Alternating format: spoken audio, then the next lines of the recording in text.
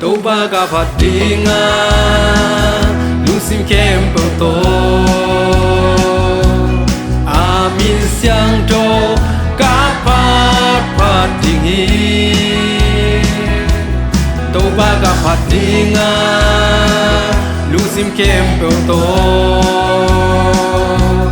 Ami hina kamangil kedi Tau baga patinga kanuntang na to Ama deba kagam tadi Tau baga patinga kahune ting to Ama ina kasusut den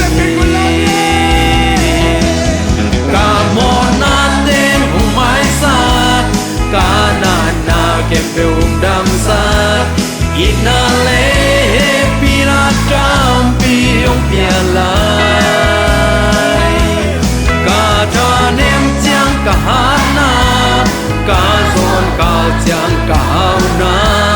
toba nongin nalandang zensi toba kapatinga kahune tengto Ina kasusu dengi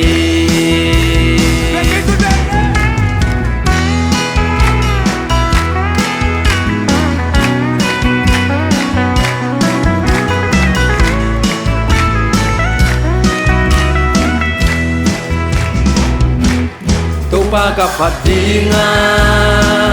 kanuntang nato Ama debang kagam tadi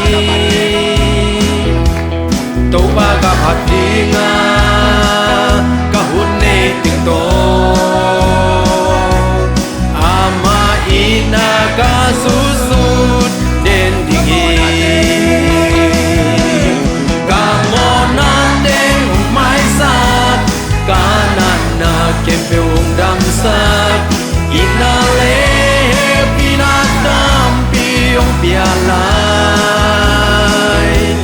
kadanem tiang kahana kazon kal tiang kauna toba nongin alam dang zesi kamona teng umay sak kanana kempeung damsak inale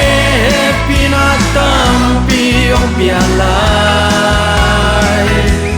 kadanem tiang kahana kazon kal tiang kauna toba nongin nalam dang zesi toba kapatinga kahune tingto ama ina kasusut den dihi Ama ina kasusut den dihi